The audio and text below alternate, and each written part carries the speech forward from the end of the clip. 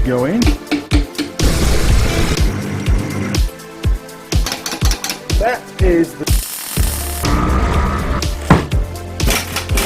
Everybody in the world touched the pad and it should be used.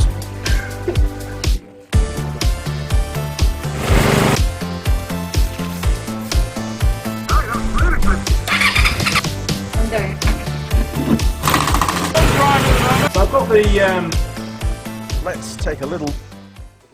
Good morning and welcome to the Andy Mechanic YouTube channel. Now on this particular video I'm going to pull apart a front wheel drive manual gearbox. We call that a Transaxle, and it has the differential unit integrated in the casing. Now I was really hoping to have a new tool girl with me on this video, but unfortunately she's running late. And she has a bit of a history for running late. She used to be one of my students down at Unitech, but she's now working in the industry, so this should be a good educational video, I feel. Oh my word, she's here already. Right. Sorry I'm late. What bloody time do you call this? Nothing's changed, has it? No. Jesus Christ, you're like an hour late, girl. What's going on? Car broke down? Slept in? Yeah, let's go with that. Okay, yeah. Official response, car broke down. Unofficial, slept in as always. Okay, well, this is Tool Girl Holly. Hello. Right, now, Holly, just give me a little bit of history about what we used to do before. How did you first meet me? I met you at Unitech in Albany, on the North Shore. You were my lecturer. Well, sort of lecturer. I wasn't very good, was I really? I think you were pretty good. Oh, you reckon? I think flattery will get you everywhere. A bit too strict in the beginning. Oh, I like to be strict. Yeah. Anyway, good stuff.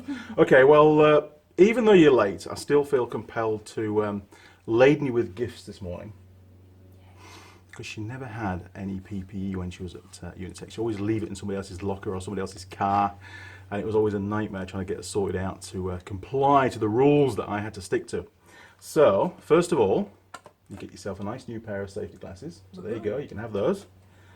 And for the not too oily jobs, you're going to get some, it goes, almost clashes with your hair, doesn't it? There you go, like some gloves. And for the really oily stuff, and there will be oily stuff today, obviously a box of nitrile gloves as well. So, well protected, so please no comments about PPE. It's all a bit of fun, isn't it, really? Okay, so the gearbox is already out of the car. The gearbox came out of that Nissan Sentra that we destroyed the engine on the other week. I thought, well, there's no point throwing the gearbox away. Let's pull it apart, have a look inside. As far as I'm aware, the gearbox had no faults. So this is more of a stripped down component ID. We're going to work out some gear ratios, look at the driven gears, the drive gears, and we'll take a quick look at the differential too. Right, ready for some tools? Yep. Excellent. Now don't forget, Holly is a professional now. She works in the industry, so she should be working these tools like an expert. I don't know if I'd go as far as to say professional. It really won't be, believe me. Right, here we go. Okay, crew. You ready? Good stuff. I'm ready too, actually. This is going to be good fun. What I need you to do, Holly, is grab the 3/8 rattle gun. Remember what that is? You have no idea, have you? So it's third drawer down, I think, from memory.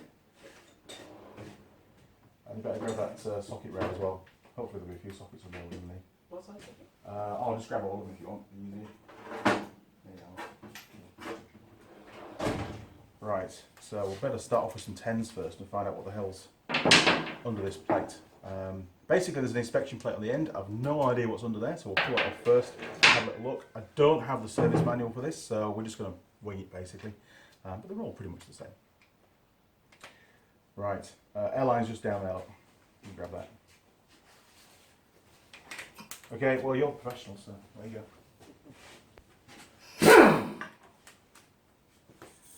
You know, I'll even give you something for you to put some bolts.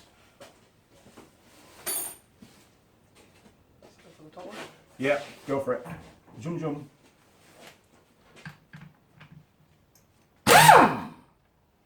Full power. Here we go.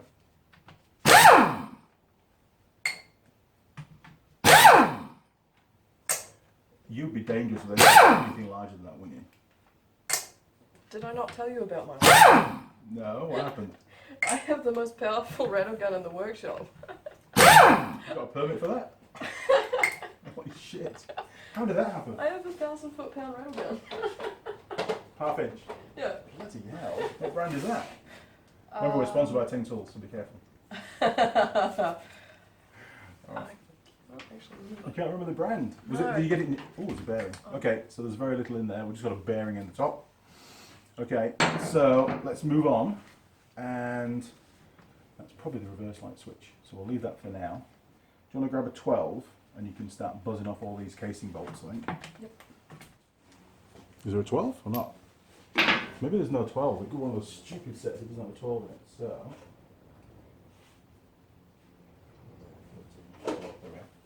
You might have to risk life and limb.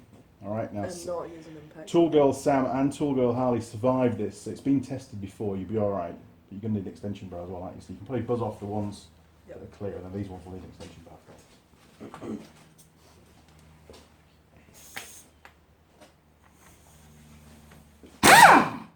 Jeez, you will.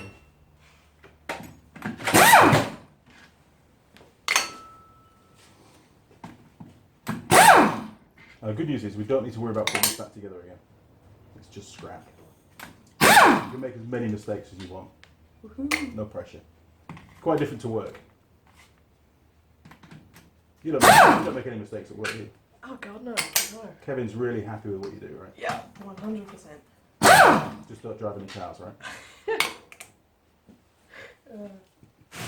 Okay, you might. Can you get in there? You might need an extension bar now. Yeah. Now you know what happens to a rattle gun when you fit an extension bar? It reduces its power. Okay. I didn't So know that. the more mass that you've got on the end here, so if you're using a really big socket, the rattle gun has to, that mass absorbs a lot of the energy coming out of the rattle gun. So if you've got a really stuck bolt and you desperately want to use the rattle gun to get it undone, if you use the lightest socket you can find and don't use any extension bars, you've got far more chance of undoing it. Interesting. You see? You're here to learn things, aren't you? Yeah. So you're not that professional after all.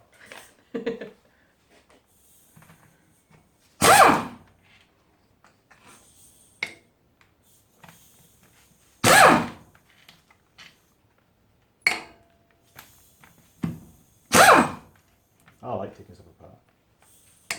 Especially when it has a fault, when it's failed. Yeah, look. 4 left, 3 left, can't count.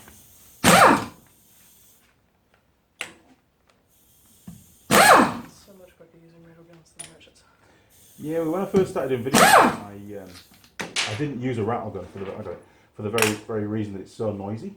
Yep. And, you know, it kills the sound quality, which it does, which is unfortunate. But, of course, things take so long.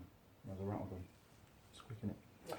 All right, so let's whiz out, before we split the casing, let's whiz out that reverse light switch. So you're going to need maybe a 19. So look, it might be a 19. God, my eye chrometer's working really well today. Yeah, look, 19. Okay, so it's going to be that way, lefty loosey. I always have to think about that. You did, I can Even see it on your now. face then. Now, what you want to do is hold the spanner with your left hand. I'm teaching loads of tricks now. And use the palm of your hand and give it a thump. Yeah. See, when you do that kind of stuff, people go, "Wait, she knows what she's doing."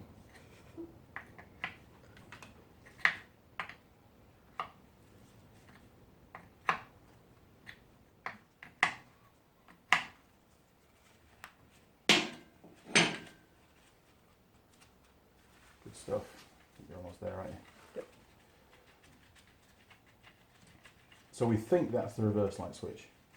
I can't think it could be anything else on this gearbox because it's so basic, but when we get the cover taken off, we'll have a little look and see how it's actuated. Yep. So it'll be open circuit in its current state, and then when it's pushed in, it'll just connect those 2 wires. So if your reverse lights on your car aren't working, it might be down to that. You tested one of these before? Nope. Nope. Okay, we'll test it later on. Easy. Right, you're going to need the magic hammer. Do you know what a magic hammer is? I know what a hammer is, but not a magic hammer. A copper hide hammer? Okay. Yeah, it's a magic hammer. Yep. So I think it's just under the glove box on there, look, on the top of the toolbox, to your right. There you go, that's the one. Okay, so Fortunately, Nissan are really nice to us. They give us these little tabs that you can break off with a hammer. If you give the worst parts, the stuck bits are going to be where these dowels are. Yep. Because you've got a steel dowel into aluminium. The aluminium corrodes over time and it grips onto the dowel. So we've got to keep an eye on those. So it might be worthwhile just seeing if you can give that a tap first. If I stick it on its side, yeah, give that a whack. Let's see what's going to happen. You've got to listen out for that sudden change of sound and it's opening up. There you go, you got it. So we've got a little crack in there. The trick with these is you've got to take them off parallel. So what we'll do now is we'll spin it round. And looks like you can give that a whack there. Look, that's like a gearbox mount, so give that a whack. There, yeah, get in there. That's cool. You can just hear the change in sound, can't you? Yep. Cool. And there's a dowel in there, look, as well. So that's why it's so tight. Okay, give it a little an ease. You shouldn't do this if you're going to rebuild the gearbox because it damages the gasket surface, the sealing surface. Yep. That's pretty good. So maybe we need some more around this side again. Oh, there we go. Brilliant. And there is a trick. You just got to be really careful. If it's a muckback gearbox that you're taking apart, you've got to be really, really careful not to damage those surfaces there. Right, 3 bits like that. Oh, and a shim. That's weird. Oh, that's why. Because look, it's a taper roller. So you can, if there's play on that bearing, the taper roller, you can put a thicker shim in it. So that's why there's a plate there now. So just work that out. So the plate, inspection plate, take the plate off, and you can re-shim that bearing just to take up the plate. God, we're good, aren't we? Right. Okay. So if you want to remove the casing, give it a wiggle. Is it going to come out? Or have we missed something? They usually just pull clean off. Maybe not. Okay, so look. See what we can. Oh, there we go. It was just being awkward. Okay. I didn't look too bad, did it? That's alright. It's old. It's like 25 years old. So it's probably never been stripped before. Excellent. Okay, so we've got. Oh, that's just when I was pulling it apart. Alright, so we've got the reverse idler shaft, which is that. That's the reverse gear, the idler. Yep. They're always really, really recognisable. Cool. Okay, we're going to get baffled straight away with this, aren't we? Right. Oh, that was your release bearing for your clutch. Any good? Ben destroyed it. This is out of the paddock basher. Bloody hell. Still good. Okay. Right, said Fred. Okay, so quick component ID before we start pulling everything apart and forgetting where it all goes. We've got, starting with the input of the gearbox. Okay, so the input shaft is, trying to get it to camera. Okay, so the input shaft is obviously here from the clutch, and that comes in on right this shaft here. So this is actually a really easy gearbox. All the gears on that shaft, the input shaft, are all the drive gears, yeah, and all the gears on this shaft, the output shaft of the gearbox, are the driven gears. And we've only got one synchromesh unit up here, and we can work out what gear that does a bit later on, once we get the cluster pulled out. We've got one, 2, 3, so it's a 5-speed gearbox. Cool. So actually that's going to be 5th gear drive, 5th gear driven up here. And if you look at the gears, they all get smaller as you go down. So 1st gear on the input shaft. See that up, Claudia? That'll be 1st gear down there. Yep. That'll be your reverse. Yep. 2nd, 3rd, 4th, 5th. And on this shaft here, the output shaft, you've got 5th gear at the top, driven, because that's the one that's driven by the drive. 4th, third, second, reverse, and first. Is it all coming back to you now? Yep. Yeah? Remember all this? So, yeah. Remember spending hours counting teeth? Yeah. Yeah, in that workbook? Yeah. Yeah. You hated me for that, didn't you? Took you like 3 days, you could get distracted. Okay, and then down here, this is the crown wheel of the differential unit. It looks very, very different to a rear diff in a rear-wheel drive car. Yep. Because it's not a bevel gear. Yeah, just a normal helical gear. So the pinion that connects to that is going to be right at the bottom of this output shaft. So basically the drive comes in on this shaft, transfers across to this shaft, runs down that shaft, then goes onto the crown wheel, and then out to the wheels. Shafts. Pretty simple. Yep. Good stuff. Okay, so now really what I want to do is get this gear cluster taken out of the gearbox. And we've got here a selector mechanism which we're going to need to be able to remove before we can get this cluster out. So this is the fun bit. We haven't got a manual, and they're all the gear selection mechanisms can be quite different from one manufacturer to another. The only Nissan Transaxle, or the only Nissan gearboxes that I've pulled apart are the ones on the rear wheel drives, the 4-wheel drive stuff. So again, it is a little bit different. Right. So how the hell are we going to get this this mechanism out? Well, there's a 10mm bolt there, and there's one there. Now the gear input from the driver's down here. Look, I wonder if we can actually. Oh, there we are. So we've got some actuation going on. So that's neutral, and then that's going to be, what was that one? That's third, fourth. So that's reverse. There's, what's that one? That's fifth. Because that one's moving. Yeah, that's fifth. So where the hell's first and second? You never get quite the same kind of leverage as you do with a gear lever, so it's a bit stiff sometimes. Yeah.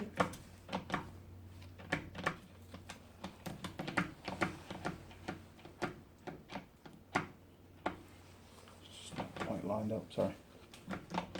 It did have first gear before we pulled it apart.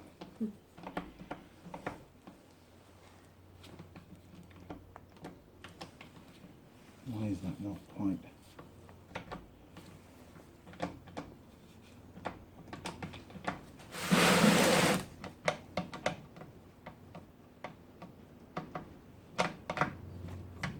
There we are. Right, so that's first gear, second gear, first gear, second gear,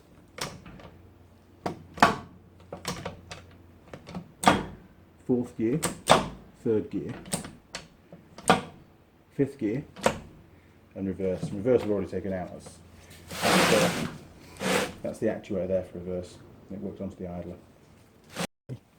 If you want to just point out the gears for us again, as I do them, so I can get it back into first. Yes, there we are. It's behaving itself now. Right, so we'll start again.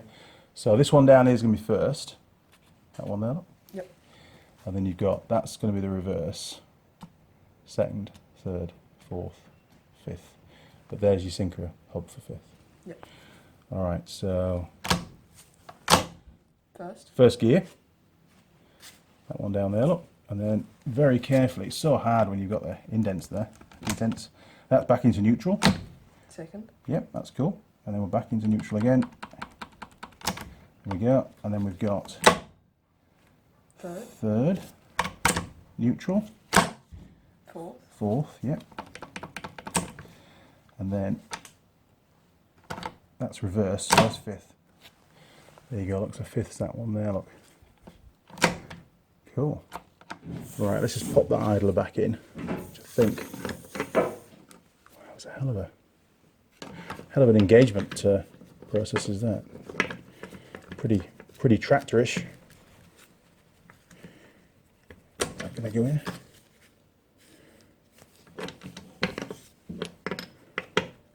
Yeah, it's got to be that way around. Oh yeah, there we are, I've got a slot in the shaft, so that's good. Good old Nissan. There we go. That sits on there. And then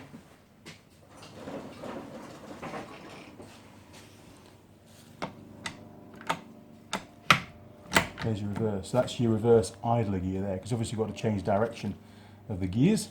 So you put it in circle. Hang on. into reverse, and now you turn the input shaft, the output shaft turns in the opposite direction. Cool. Done. Back into neutral. Okay, so plan of attack. Plan of attack, we need to, I think, undo those two bolts. And then I think, looking at Nissan, we should be able to pull that whole cluster out with the forks together. So probably a long extension bar and a 10mm socket, and we'll use a ratchet this time around. Where were we?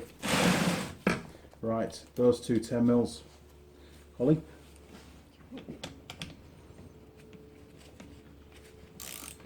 Actually a really simple gearbox. I remember doing the was it the Mazda Transaxle, like that really weird gear selection mechanism on it. It was a real pain to fit back in again, to get lined up. I think the Toyota one was pretty easy and the Mazda one was a nightmare. I don't remember any of them very well. It's just a blur to you, isn't it? Yeah. I tried to put the bad bits out of my mind as well.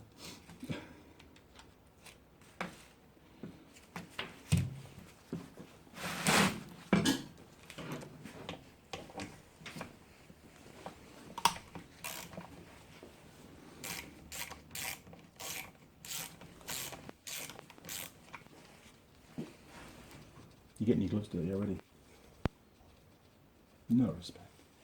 That's what gloves are for, isn't it? Yeah, it is actually. Okay, so what do you reckon's next? Oh, I spot another one. There's one down there, look. Can you get that out? Yep. It's a bit tight. Ooh, just. Look at that, professional. Extra power.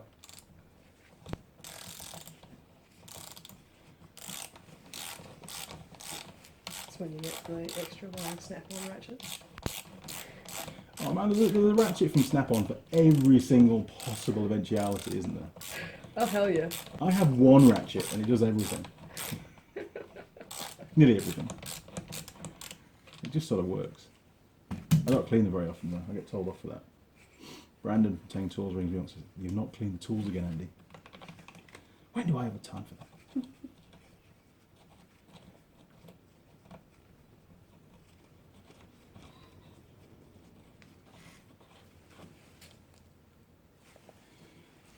Cool. Okay, so hopefully we can get rid of that reverse idler again, can't we? We don't need that anymore. I think yeah, look. Goodbye reverse idler. Okay, right, so I think now, if all goes to plan, we should be able to lift out that whole cluster in one piece. I'm probably wrong, but we'll see. There's a little dowel there. You're going to have to help. I've got no good hands. So if you hold that cluster there, look. See if we can give it a wiggle and bring the whole thing out. Hang on. Let's have a quick look at the input shaft. Hang on.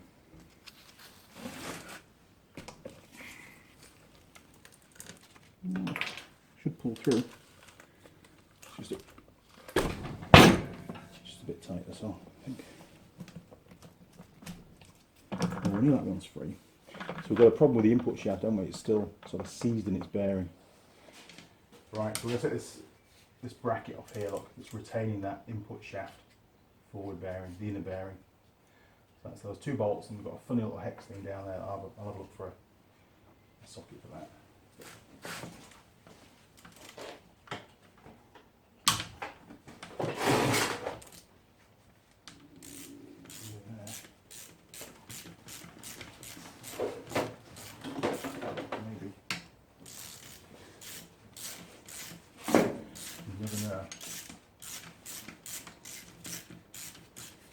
There is one of these that I smashed, so it's probably the one we need. Oh no, hang on. But it is this one. Dangerous.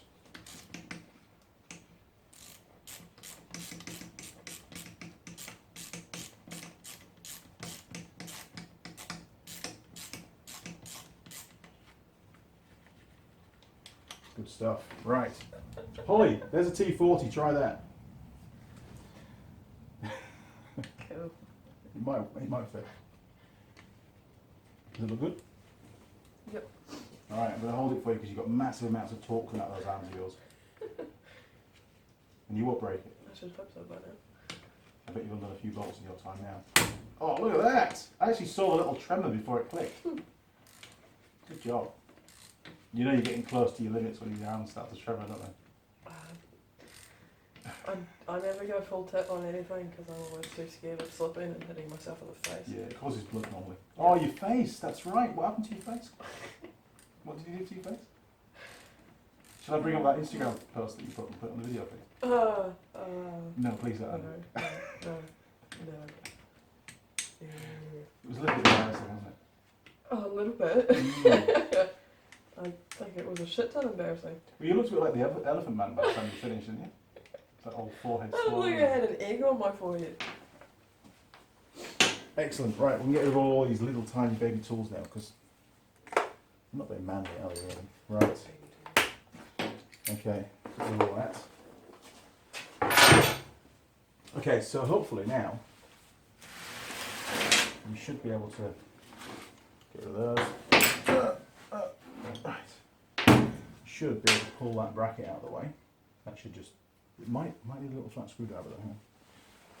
There we go, look. Look, sometimes they've got a dowel in them as well. Oh, there you go. I'll let you have the privilege of pulling that out. So that's a bearing retainer. You can see there where the outer race of that bearing sits, and it's trapped by that into the casing. And we were trying to force that bearing out against that, so we'll be idiots basically, right? But hey, you know, when you pull a gearbox apart for the first time, you've never done this specific gearbox. It's all about observing things and looking at stuff and going, oh, I wonder if, you know, try that. Don't force things, because when you force it, it breaks. Yeah. As you probably well know. Okay, resume position. Let's see if we can get this cluster out with the forks. So if you want to grab that one, give it a wiggle. It's going to come out. Has it moved yet? Or not? It's not moved yet. That's all right. Maybe it needs a bit of persuasion. So no, it's not moved yet. So you grab the magic hammer. I'll put the gearbox on its side. You can just give that input shaft a little bit of a tap. Go on, keep going. Yeah, she's moving. Go on. That'll do. Right. Stick it back on its back. Now, hopefully we can pull the hole out. You grab that side up. Ta-da! Look at your fingers, you're right. You're cool. That's right. Okay, right. So we'd call that a gear cluster. And because it came out like this, It's got to go back got to go back in. in like this. And they're a real pain because you've got to get everything lined up. Normally when you assemble a gearbox, you'd always make sure you assemble it in neutral. That's the critical part of putting a gearbox back together. I've also spotted some springy things. There, look. So you see in the casing there we've got some springs. So again, you wouldn't want to forget putting those back in again. Pretty important. Cool. Alright, so we've got lots of bits. We've got, look at there. Oh, look at that. We've got the input shaft, that comes from your clutch. We've got first gear, drive. We've got reverse gear. We've got second gear, drive, third gear, drive, fourth, drive, and fifth drive. And fifth is the only gear that's not machined out of this shaft. So that gear's floating? Yep. Yeah. So there's a bearing inside there. And then on the driven shaft, we've got, if I can hold it a bit differently, all falling down, okay. We've got here, in fact you can point them out for us, so we're starting at this end here. Actually we'll start here, okay, so we've got first gear driven, that one, and then the one with the straight cut teeth is reverse. That'll be second gear driven, third gear driven, fourth gear driven, and lastly fifth gear driven. And we've got 3 sets of synchro hubs. We've got a double synchro here for first and second. We've got a double synchro here for third and fourth. And we've got a single synchro here for fifth. Bloody good. Okay, well we'll look at that in a bit more detail. we've got two more bits to look at. We've got the differential unit, so this is the crown wheel, and behind that, where these bolts bolt to is the carrier. Inside the carrier is the differential gears. So do you want to see if you can lift that out? It's going to be quite heavy. See how strong you are. Don't trap your fingers. You can always put your thumb in the inside if you want. Look at that. Really good. Cool. Okay, so any ideas what that nylon gear is for there? Makes it goes connects to that one. So that probably becomes a bit of an output. See that's turning now? Yep. So you know what that is now, don't you? Nope. Speedo. Okay. Yeah, that's a speedo pickup. On modern cars we've got electronic speedos. The signal is a bit like a crank angle sensor, it just creates a signal and that's created. Yep. That's translated onto the dash. Whereas the old school cars, which is this one is, and a lot of the cars that you work on are old school, they use speedo cables, like on motorbikes. Yep. Yeah? Cool, okay. And the last thing we've got to look at, before we sort of bin this, oh, there's a shit trap. Oh no, it's just a direct oil look. Okay, so that went in, like, oh, like that look. Oh, yeah, so that feeds that bearing. See that? Catches the oil as it's spraying around the gearbox. Because the start motor is the top of the gearbox. And it catches the oil that's spraying off the diff and it feeds that bearing. Pretty cool. All we've got left now is the gear selection mechanism here, look. So we've got to work out how the hell we're going to get that out of there. Now, this spring here, do you remember what it was called? We had two types of things in the gearbox. One gave the driver the feel for the gear lever, so it goes click into gear and then click back to neutral and click into the next gear. Remember what they called that? The D10? Correct. Mm-hmm. 4 marks. Super job. I wasn't too sure if you get that one or not. Okay. And then there's another mechanism in there that prevents you selecting 2 gears at once. A mechanical mechanism. So you got your detent to give the driver feel, and it also helps to keep the selector in the exactly the right position for the single mesh unit. That's the detent system. There's another system that prevents you getting 2 gears at once. So say if you move the gear lever sort of halfway between first and third, you try to, because you get some dumbass drivers out there, don't you? You know, and it might be possible to engage 2 gears. Well, if you did engage two gears, if the gearbox ever engaged 2 gears at once, it would just explode. Yep. Yeah, mechanical lock. So we have to have a system called, remember it? Begins with an I. So you've got detent, and you've got, you ready? I can't remember. Alright, interlock.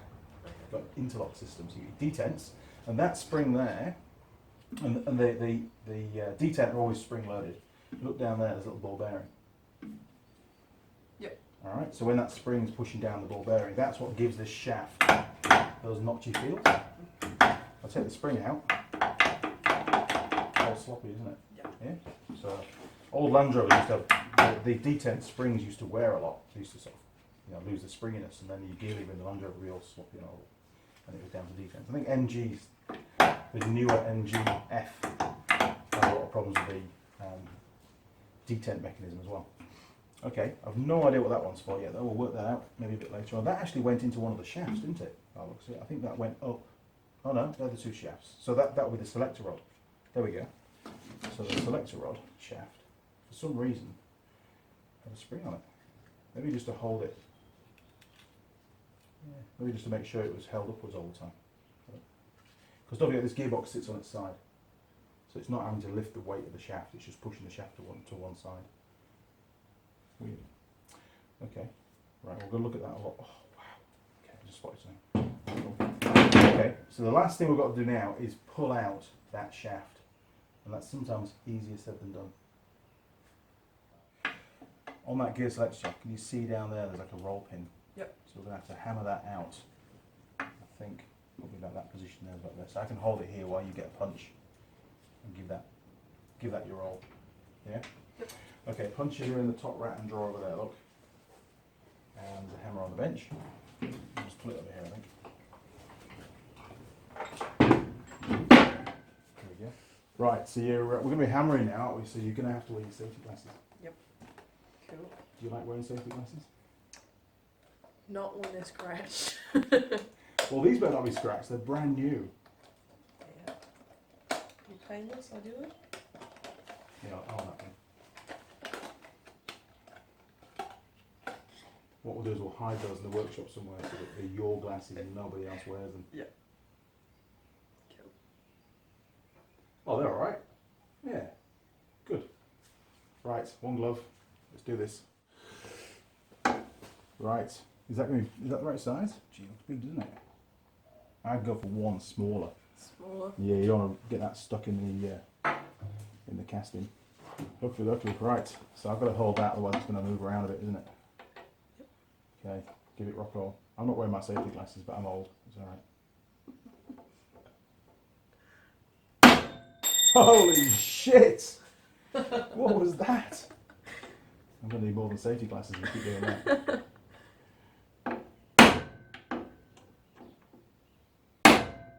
Go on, you.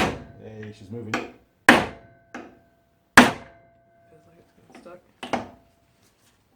Oh no, it's still working. There's nothing underneath it, so it should come out. Go on, give it a rock roll. Yes. Yes. Perfect. Right. Okay. One roll pin. Brilliant.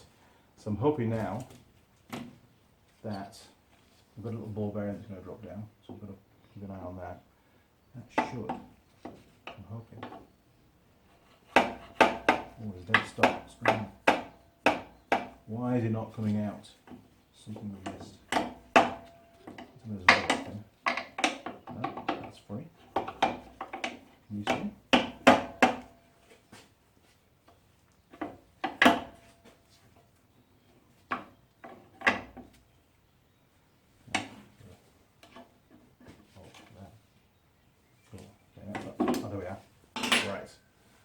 That little ball bearing's dropped down there, so we'll keep an eye on that.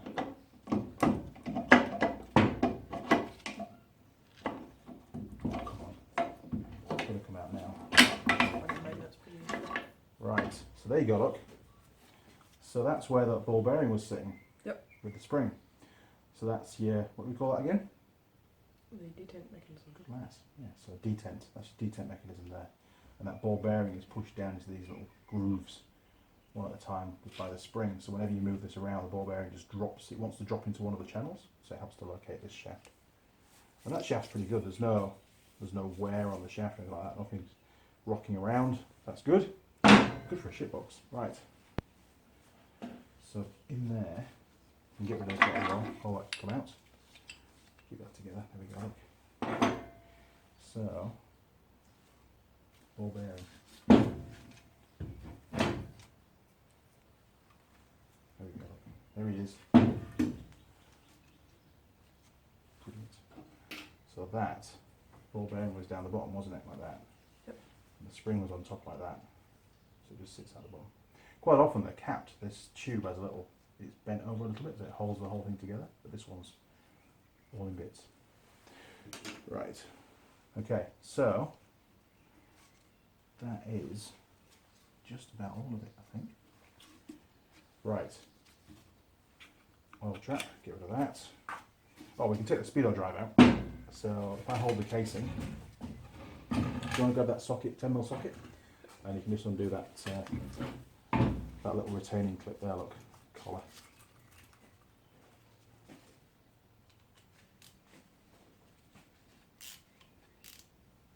I can take this casing for scrap next week. Get some beer money.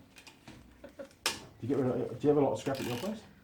Yes, we did. A shit ton. Is that after you've been working on the car?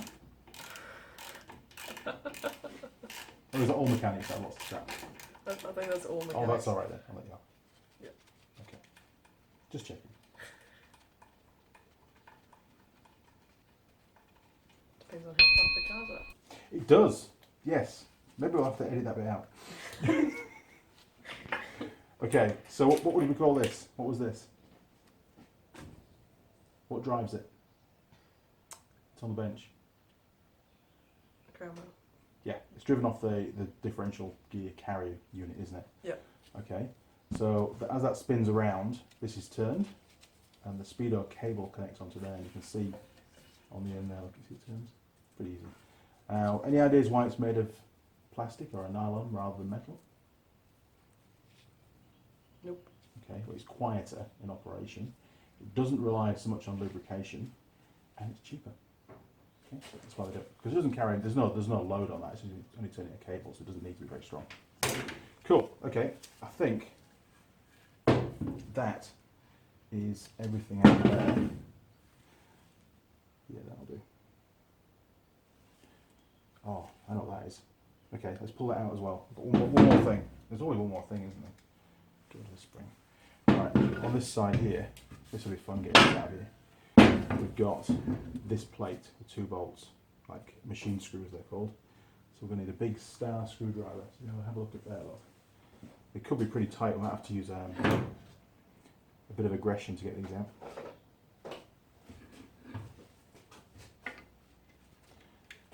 So you'll push down as well as turn it. Have we exceeded torque threshold? Yeah, it's pretty tight, isn't it? All right. So I'll show you a trick. I'm gonna get you to hold the casing for me now. Yep. Right. I'm not sure if I can do this or not, because remember I did break a bone in my hand a while ago. All right, ready? Yep. Now, ooh, quick. Okay. I'll show you another trick. Just chuck us the hammer. Now Brandon's going to get really upset because these are not pound-through screwdrivers. But hey, it's all part of being sponsored, isn't it? Okay, to give it a little tap, sometimes that can just free them off. Let's give it a go. If not, I'll show you the next step. Now, okay, so you could use an impact driver. You've seen those before? Yeah. Yeah, Ben's got one of those. We could use that, but there's another way.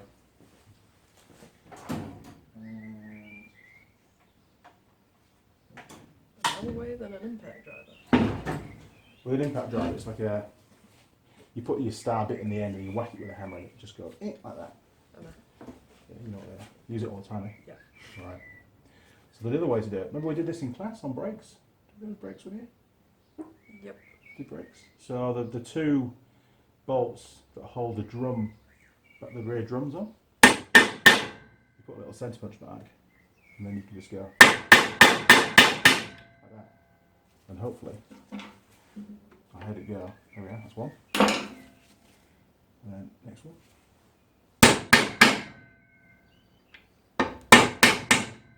Perfect. So as long as you do it in the right place, you still retain the hex for the screwdriver as well. Yep. God, I'm good, eh? I wasn't even watching what I was doing, my hand was in the way. I didn't want to get in the way of the camera. Okay, right, 2 of those. Get rid of the plate. Get rid of the plate. Right.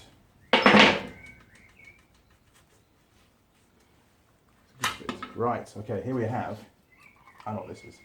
Right, spin that, chuck it over there, look. Get rid of that. Oh, ball bearing. Right. So you've often wondered, I'm sure when you're driving along, you often wonder this. Do you drive a manual or auto? Manual. Good. I look of disgust on your face then. How dare you, Andy? How dare you even think I would drive an auto? Okay, that's good news. Okay. So you know when you put your car into reverse? Yep.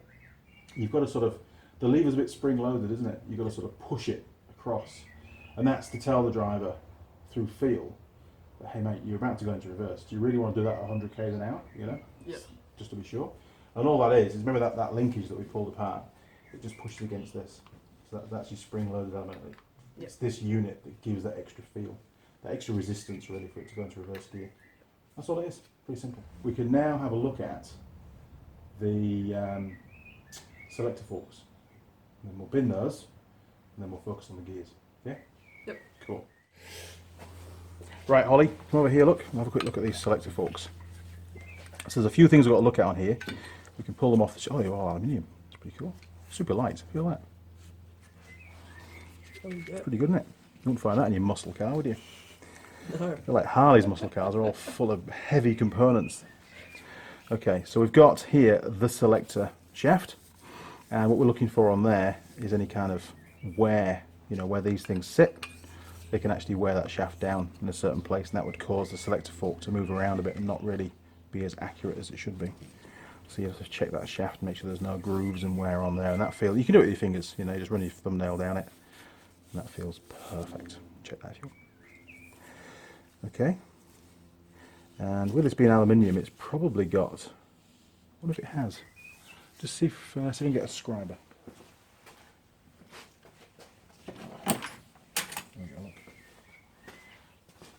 Are you allowed near sharp objects? Okay, right, so in here, for longevity, they might put a steel sleeve in there, but I'm just going to have a quick feel with a feeler gauge, and no, that's definitely aluminium. So you've got aluminium running directly on the shaft, so it'd be a good idea to also check any kind of movement that way with that on the shaft, because again, that's going to cause slop in the gearbox, isn't it? It's not going to align things accurately. So we can check all of those, just try and put them back to where they used to be. Yeah, that's really good actually. It's amazing because this vehicle's done about 230,000 Ks, I think, until it was parked up and left to rot.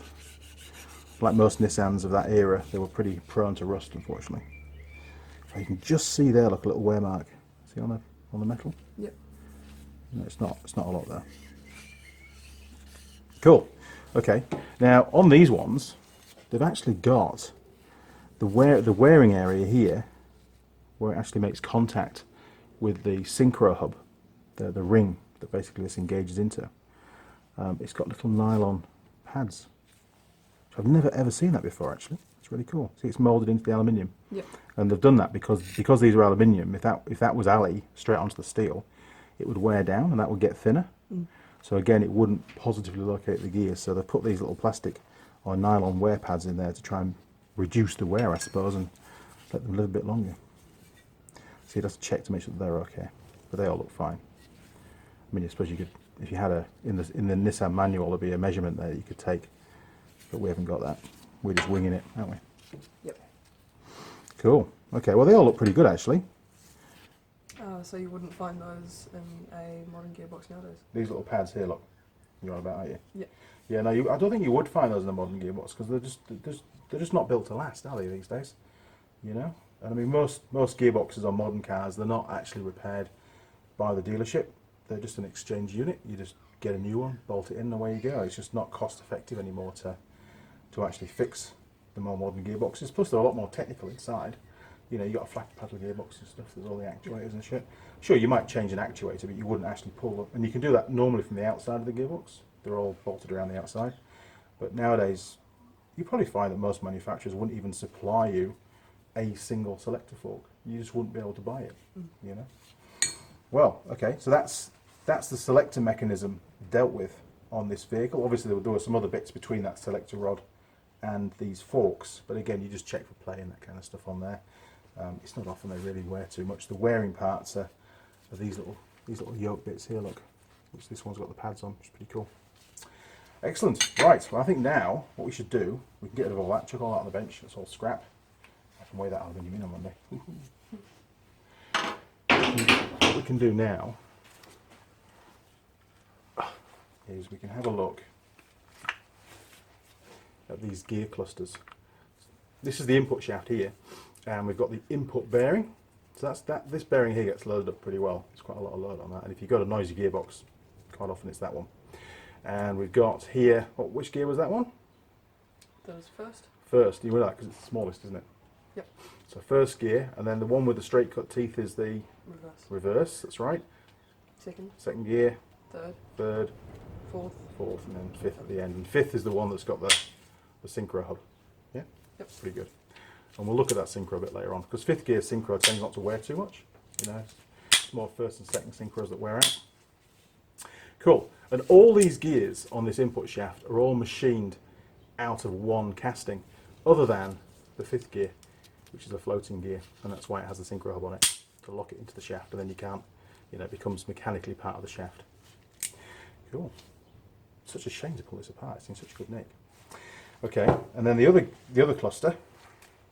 This is the output shaft, and this one has got taper rollers on it because it carries more torque, more loading because the whole thing's geared down, so the torque goes, speed reduces, torque goes up, doesn't it? Yep. It's the whole idea. That's why we have gears in the gearbox. Okay, so looking at this one then, what will that one be? First gear driven. First gear driven, that's right. And this one? Reverse. Reverse. Second gear driven. Third gear driven. Fourth gear driven. And fifth gear. Oh, you're a model student. So good. Must have had a good lecture, eh? Hell yeah. And what do you reckon this big gear at the end here is, look? What do you reckon that is? That one. Would go on the crown wheel. Yeah, so what do we call that? So that's the crown wheel, that's Pinion. the pinion, that's right, that's the pinion gear. And again, it looks in pretty good nick, to be honest. And I've done some videos on differential units anyway, so you can watch those for that bit. Okay, right. So we need to pull a I'm not going to pull all the synchro hubs apart, but we can pull one apart to have a little look. And we'll do a separate video on how a synchro mesh hub actually works. I reckon we should do that. Okay, so we've got a little circlip to camera there, look. We've got a little circlip just down there. So we need to find some circlip pliers, get that pulled off, and then hopefully we can pull that whole synchro hub off. Yep. And out of the way and have a little, we can do a different video and have a look at that. So we'll pull that off, and then we're going to count some teeth, do some gear ratios, and then we can work out how fast this car will go. Let's say, I don't know, 2,000 RPM on the engine in each particular gear, and I'll take a tyre size that we can include in the equation. Yeah, bit of theory going on next. Right, okay, let's do some work. Hokely duckly. Right, so we've got a little circlip just down here, look, haven't we? So I can spin it around to get to you where you are. All right, so you got the right ones? You got the opening ones? When you pull those? Yeah, perfect. You know what they are. Right, okay. Remove circlip, please, professional mechanic. Don't consider first year apprentice professional. No, maybe not. But hey, you've learnt a lot of stuff on how not to do things, haven't you? Definitely. You've got a little flat screwdriver. I can hook underneath when you've got it expanded a little bit. So much help. So much better when you've got two people doing it, isn't it? Yeah. Ooh, ooh, ooh. Can I get under there? Yes. Right. Okay. Oh, Mr. Young, nearly. Did I get it? Any blood? No, no blood. Try again. Everyone's a winner. Never towards your hand. Well, I was working my way around. It wasn't towards my hand to start off with. Right, I'm going to get a bigger screwdriver now. That's what I said Don't about move. smacking my forehead. Yeah. Have I got blood? No, I'm all right. I'm hard, I think. That's a pretty big circlip, isn't it? Actually, it's quite strong. Go on, give it a good opening up. Go on. Good spreading.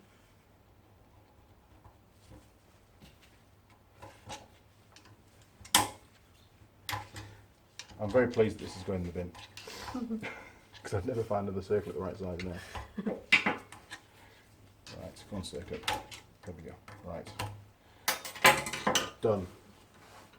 Okay, so we should now be able to lift that whole assembly out of the way. Okay. Ooh. Remember those things? Yep. Called the keys, weren't they? I want to take it off in one piece. I don't want it to fall apart on me. Oh, The last one, I was debating with Andy on which way up they go. don't tell me it's. It should move. It's not. It's not actually solid to the. Sometimes they're pressed onto the splines of those hubs, and that one's all right. So,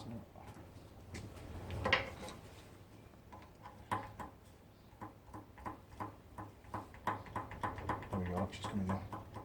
Just a good fit. That's all it is. You're going to grab it. Yeah. No, don't pull that bit. There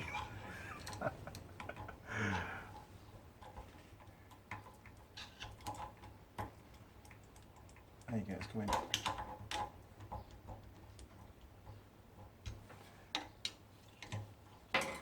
Doing so much, trying to keep it in one piece. There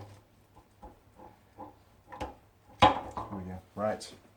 Very tight on the splines. Okay, so what did you call that? You mentioned that earlier on. Bulk ring. Bulk ring, right.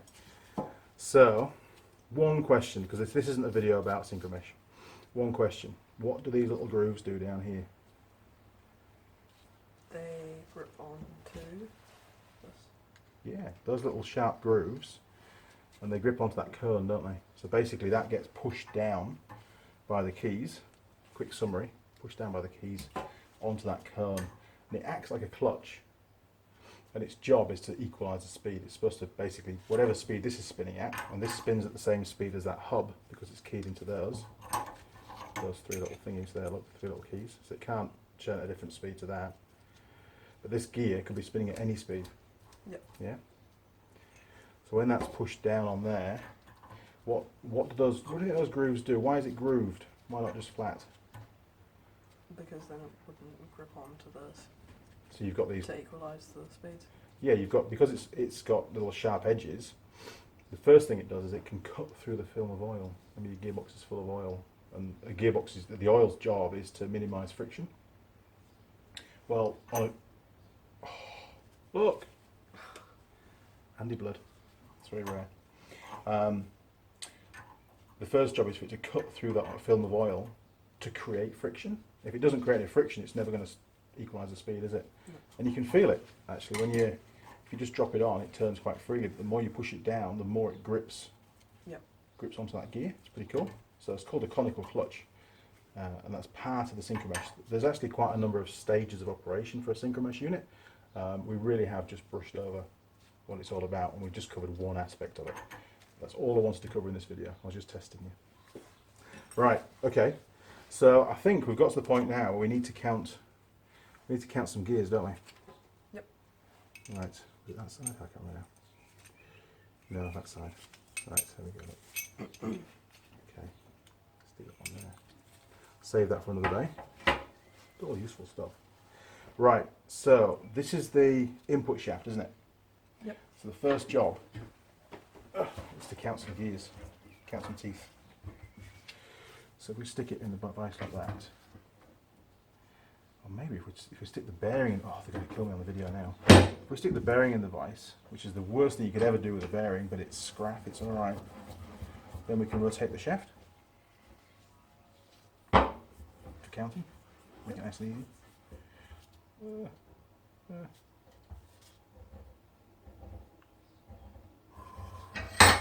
Don't ever let anybody see you do this to a gearbox that you're going to rebuild, because they will go mental. Alright, so the first thing we need to do is to mark a tooth, otherwise we're going to lose count, aren't we? Yep. Okay, so if you grab a paint pen in there, look, and let's make a start. Okay, I'm going to let you count, and I'm going to write them all down, because we're going to need this for a calculation, aren't we? Yep. Right, so where do you want to start? Do you want to start first gear? Yep. Yeah, start off first. So we've got the drive. Drive, yeah. Drive gears. We've got first. Alright, so how many teeth have we got on there?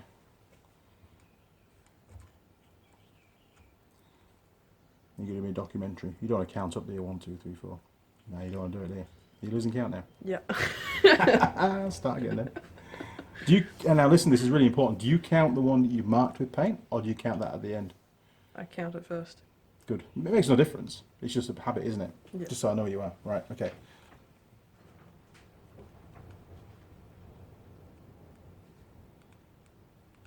Concentrate. 15. 15, cool. Okay, so 15 teeth on first gear drive. What about second gear? We're not going to worry about reverse. Reverse will confuse people. Cool. Easy. You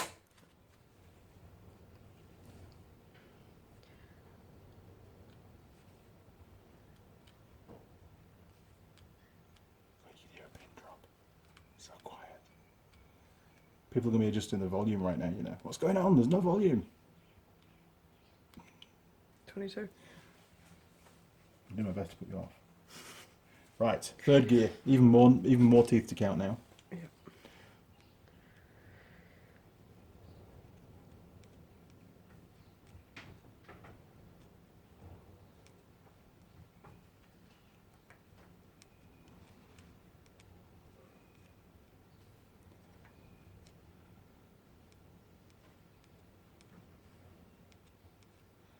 28. 28. I should find some jokes to read out. Now, before we do fourth gear, you know on your rear wheel drive gearbox, fourth gear is different, isn't it? Fourth gear, all the gearbox does is it connects the input shaft to the output shaft. It's called straight through. So you have a 1-to-1 ratio. So there's no reduction, there's no increase. But on a transaxle, it's different. On a transaxle, the manufacturers can modify what fourth gear ratio is. So because of the layout of the gearbox. So we're probably going to find, if this was the same as a rear wheel drive, we'd find that the number of teeth on fourth gear drive will be the same number of teeth on fourth gear driven. And it'd be 1-to-1. But it'd be interesting to find out. Usually it's 1 or 2 teeth different. They tend to change it just a fraction. So we'll find out. Okay, so fourth gear drive, lots of teeth to count. And you can make a mistake because the viewers will never know. In fact, one of them will actually watch this piece of video 9 times to count the number of teeth to make sure you're right. I guarantee it.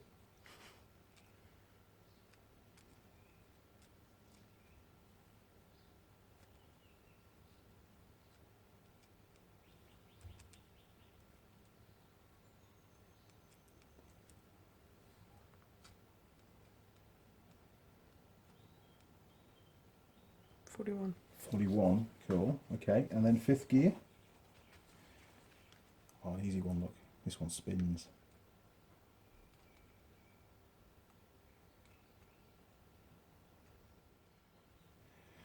If you lost count, it's all my fault, it's alright. It's all good, it worked, excellent. I just like to watch you struggle a bit, it's fun. Oh, you almost remember a dentist, when they count your teeth in your mouth? Yeah. Like, scrape, Yeah. scrape. Why are you scraping my tooth? You just got to count it, for Christ's sake. Okay, try again. Third time lucky. Have we lost numbers again? Yeah. Oh, for God's sake, woman! I'm going to give it a go. I'm going to do an audio commentary. Okay, so are we going to count the yellow one first or at the end?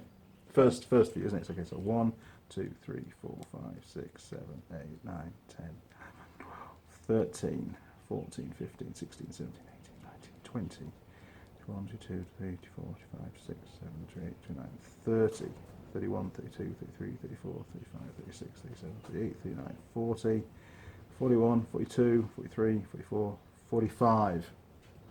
You concur? Yep. What's that word mean? All right, okay, so that's the drive gears. We've done all the drive gears. Okay, and we've got to do the driven ones next. Oh, she says, really? I hate you. So, 1, 2, 3, 4, 5, 6, 7, 8, 9, 50. 50 teeth. First gear driven, yeah? So professional, right. Now this one spins, so we're good. So, 1, 2, 3, 4, 5, 35, 36, 37, 38, 39, 40, 41, 42, 43. Okay, next.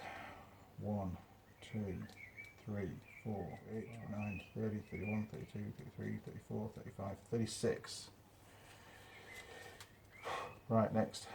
This will be 1, 2, 3. This is fourth gear driven, okay? 1, 2, 3, 4, 5, 6, 32, 33, 34, 35, 36, 37. 1, 2, 3, 4, 5, 6, 7, 8, 9, 10, 11, 12, 13, 14, 15, 16, 17, 18, 19, 20. Back. 21, 22, 23, 24, 25, 26, 27, 28, 29, 30, 31, 32, 33, 34. I feel all like academic doubt now. Okay, killed my gloves again, look. Shit. Get rid of those.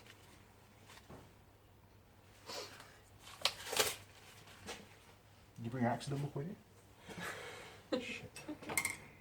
Right, Holly. Do you remember how to do calculations for gear ratios? No. I should be able to remember how to do calculations for gear ratios. I do know the formula is driven Okay, misspell. Overdrive. Yeah, you got it. You see it. Okay. Driven over drive. Okay, so let's just do the first one for example. We're not going to do the whole lot to camera because you're already asleep, I'm sure. Okay, so driven, first gear, driven 50 divided by 15, right? So we're going to need a calculator. Do you know what my calculator is? No. It's right there. We're using it. Shit. Okay. I have one on my phone. Oh, yeah. Grab your phone. You can do calculations. That'll work. Just make sure you hide everything on your phone that you don't want the world to see first. I think I particularly keep incriminating things on my phone. Oh, I reckon there is. Okay, so 50 divided by 15, what do we get? Brilliant. So the reduction ratio is 3.33 to 1. So 3.3 1/3 turns of the input shaft will equal 1 turn of the output shaft. Yep. All right. So we can just go first gear. This is the ratios now. We've got 3.33 to 1. Second gear is going to be driven 43 divided by 22. What do we get? 1.95. We'll just do 2 decimal places, it's near enough to 1. Okay. Third gear is going to be 36 divided by 28. Cool. 1.29 to 1. Okay. Now, fourth gear on your rear wheel drive is straight through 1 to 1, but let's see if it's 1 to 1 on this one. This is the one we had a bit of weird numbers on the teeth, didn't we? So we've got 41. No, that's wrong. Driven. It's going to be 37 divided by 41. Cool. Okay, so now we've flipped over now and we're actually increasing the speed rather than reducing it. So 0.90 to 1. And then fifth gear obviously needs to be even lower than that. So we've got driven 41 divided by 45. 0.911. Is that right? What's going on? Remember we questioned that one before, didn't we? See, we've gone back up again. Mm. Man, that doesn't make any sense. It should always reduce. Otherwise, when you put it in fifth gear, it's going to gear it down rather than gear it up. In the car, it's going to go slower but have more torque. So it's almost like fourth and fifth the wrong way around. Right, Holly, last gear, fifth gear. That's wrong. Ignore that because we've completely messed up. So fifth gear, driven 34 under the thumbprint, divided by 45, which is the drive. What do we get? That's more like it. 0.755. Okay, so that's the first reduction from the crankshaft speed, isn't it? But we've also got a secondary reduction, which is the crown wheel and pinion. Got some more gears to measure, to count teeth on. So, put that to one side for a minute. You can count this. I've done enough counting. It's your turn. There you go. How many teeth, Holly? Good.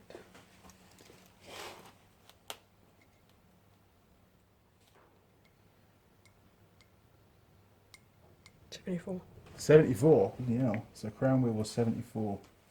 Okay, we've got one more to measure up. Just grab the shaft with the pinion. So that's the middle shaft, isn't it?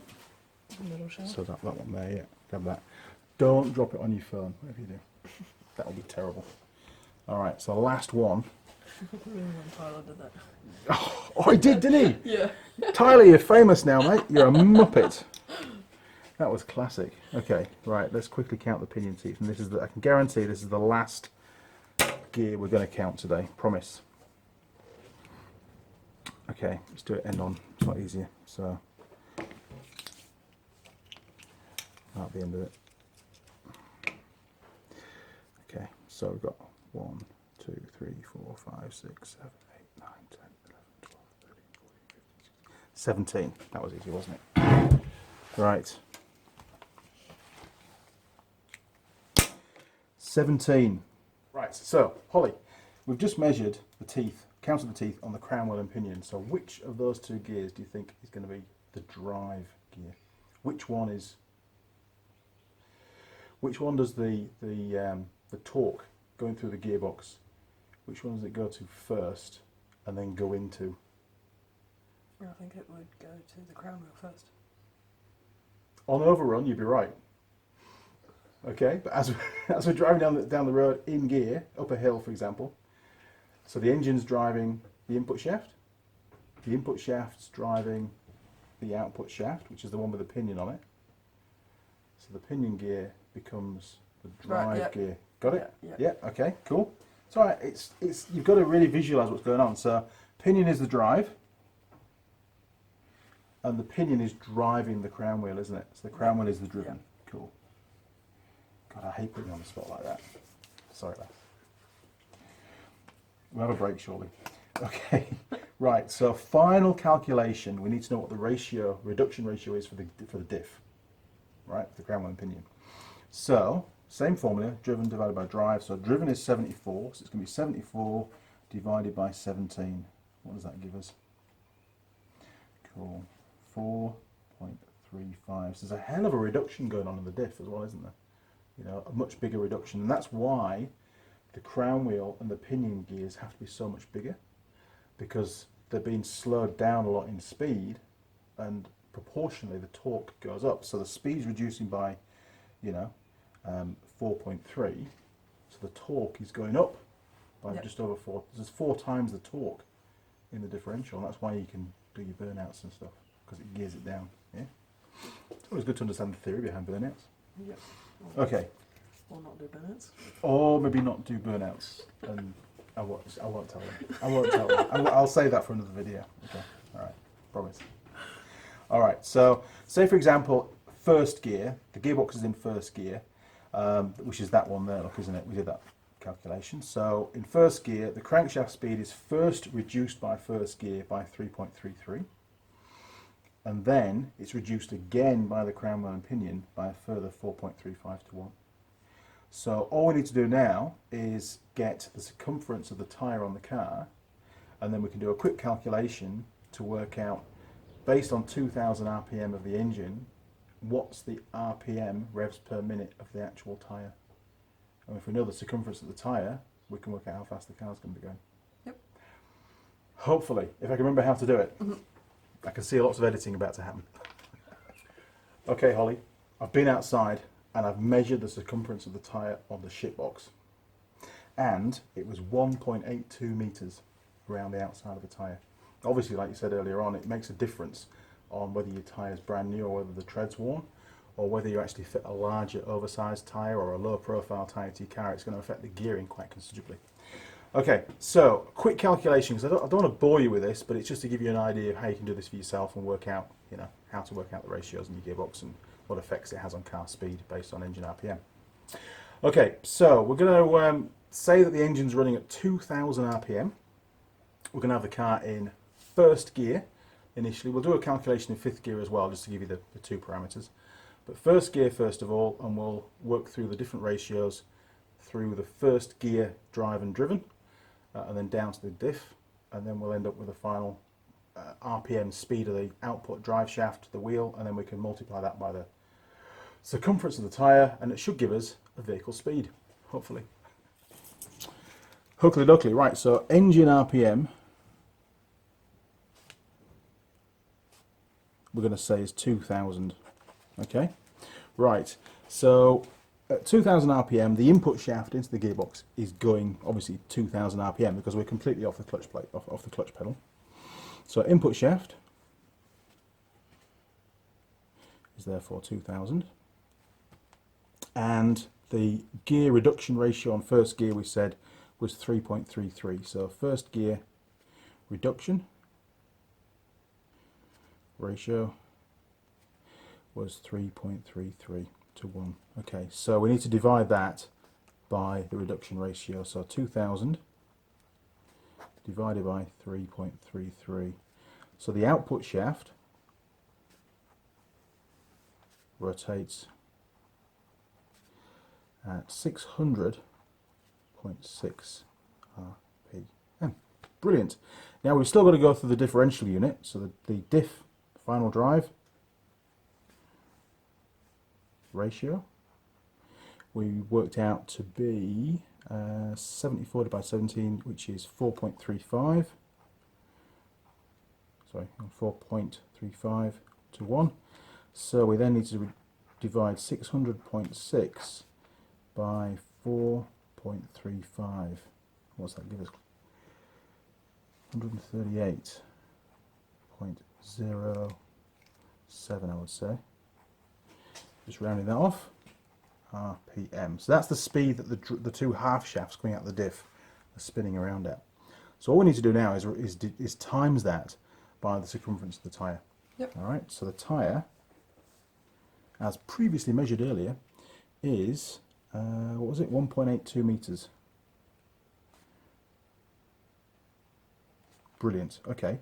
So 138 revs per minute, revolutions per minute. And on each revolution, it's travelling 1.82 meters along the ground, assuming you're not doing a burnout at the time. All right, so it's got to be actually, zero slippage. So the RPM, 138 RPM, 0.7, times the 1.82 meters equals, so 138.07 times 1.82. Cool. So that gives us 251.29 meters per minute.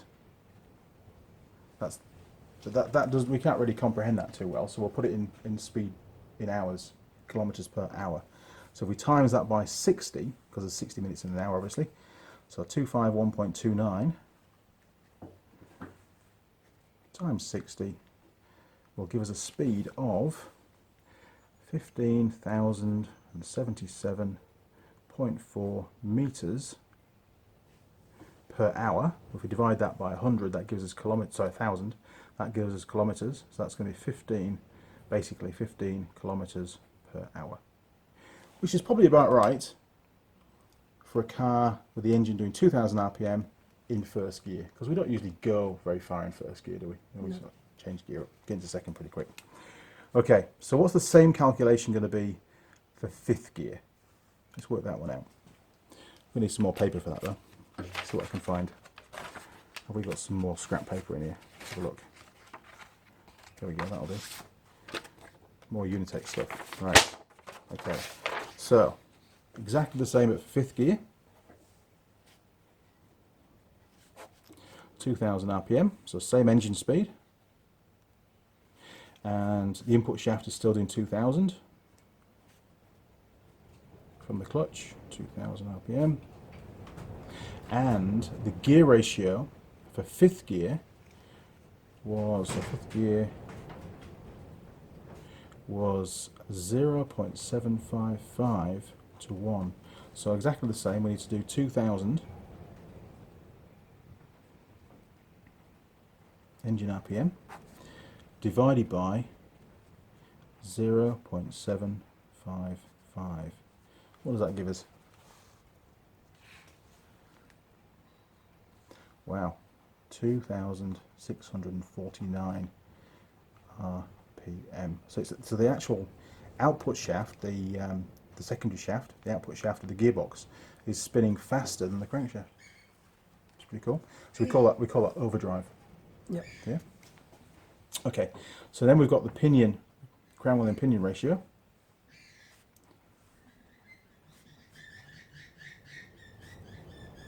Now that's exactly the same, which is 4.35 to 1. So then all we do is do 2,649 divided by 4.35 to 1. What does that give us? 2,649 divided by 4.35. Okay, 608.97 RPM. Okay, so now your drive shafts are spinning at 608 revs per minute. Yep. All right, so 608.97 times the circumference of the tyre, which was 1.82 metres. What does that give us? So 608.97 times 1.82. Wow, okay. So this car now, in 5th gear, at 2,000 RPM, is going to cover 1,108 metres, 0.32, per second. Sorry, per minute. Wow, per second's pretty fast, isn't it? Right, so to get that per hour, we just times that by 60 again. So 1,108.32 times 60 is 66,499.2 meters per hour. Okay, so we can divide that by 1,000, so that's going to be 66.5, nearest damn it, kilometers per hour. That's about right, isn't it? Yep. For a car that's doing 2,000 RPM in 5th gear, we'll be travelling just over 66 kilometers an hour on the road. And if you increase the RPM to 4,000 RPM, you could double that, be doing 130 kilometers an hour. Yep. Wow, that was pretty easy, wasn't it? Yeah. Good stuff. Well, there you go. That was pulling apart a manual transmission transaxle from a front-wheel drive car. And we had a quick look inside. We identified all the gears, didn't we? Yep. Yeah, pretty good. And yes, we counted all the teeth. And I'm very sorry about that, but it has to be done if you want to work out each particular gear's ratio. Now, with those counting the teeth, we're able to work out the ratio for each particular gear set, first, second, third, fourth, and so on, and also for the differential unit, the crown wheel and pinion. And from that, we were able to work out, obviously, geez, sorry, I'm terrible. Okay, there you go, look, all the calculations on the scruffy piece of paper, and that allowed us then to work out how fast the car would go in first gear. There we go, look, all that stuff on there that we covered. And of course, just to make sure we were about right, we did 5th gear as well, and all of it pretty much tallied to what we would expect that car to do in real life on the road. These calculations are quite useful if you want to change your tyre size. So you can actually measure the different circumference of the tyres you want to fit to your car, and you'll be able to work backwards and find out just how fast the car will go at a certain RPM, say in 5th gear when you're cruising. You don't want to fit too smaller tyres, otherwise the engine's going to be revving its nuts off in 5th, trying to achieve 100 k's an hour. Or if with a 4-wheel drive vehicle you fit really big knobbly tyres, like I used to do in England, then all of a sudden you realise you can't even use 5th gear. It just doesn't do, the car just slows down because it hasn't got the torque to pull it, you know. So it is something you've got to be aware of. You don't want to be cheap and just over or underinflate your tyres. Yeah, don't be cheap and underinflate your tyres too. That will be, well, it affects the handling too, doesn't it? Like, all over the place. So, first video, what do you think? Awesome. You enjoyed it? Yeah. I enjoyed it a lot. It was good fun. Apart from the numbers, I hate doing calculations and hate counting teeth, but like I said before, it had to be done. Okay, well, it's going to be Holly's first sign-off. Are you ready for this? Yep. It's going to be a laugh, isn't it? Right, you need to stand here because the sign-off goes on that bit. Just wind that vice in for you because you're going to stab yourself otherwise. Hang on. Get rid of that. Yes, I fixed the vice. Pretty good. Okay, so you've watched a few of my videos, haven't you? Yep. You've had a laugh watching. You had to have Yeah. lots of ciders first, didn't you? Okay. Right, so in this top corner here is where I put the subscribe button and stuff. So, Yeah. do you remember it or not? No. No. Okay, so you just do the hand actions, and then on the next video you can do the talky bit. All right. Yeah. So, well, you can repeat after me. So, if you really enjoyed the video, why not subscribe to the channel? So you've got to point at the box somewhere around there. Okay. Click on the subscribe button, and you'll see a little gear icon come up. Ping somewhere up there. Look. Okay. Click on the gear icon, and then you can tick the box to turn on notifications. And our friends down at YouTube will send you an email as and when I upload any new videos. And who knows, the next one may also have Holly in too. Give me a hand. I'm not saying that Sam and Harley have gone away, they haven't, but you know, you've been pestering me for ages to be a tool girl, haven't you? You really have. And it's not that I've been putting it off, I've just been really, really busy with work and haven't had the time to do any more videos. So today was your day. Woohoo! Yeah, too right. Good fun. Been waiting for this. Looking forward to it a long time actually. You'll also find me on Facebook, Instagram, Google+, and Twitter. You could say that, couldn't you? Go on. You'll find Andy Mechanic on. You'll find Andy Mechanic. Wow. No respect at all. Take two. I haven't got a clapper. You'll also find Daniel Mechanic on Facebook, Google Plus, and Twitter. And Instagram. And Instagram. It's 4. I never go on any of them, but anyway, not to worry. So yeah, Facebook, Instagram, Google Plus, and Twitter. Let's one more go. Go on. Take 3. Click. You'll also find Andy Mechanic on Facebook, Google Plus, Instagram, and Twitter. Yes! Got it there. Fantastic. Good job. Okay, crew. Well, I hope you enjoyed the video, and we'll see you next time. Cheers. Over and out. Bye.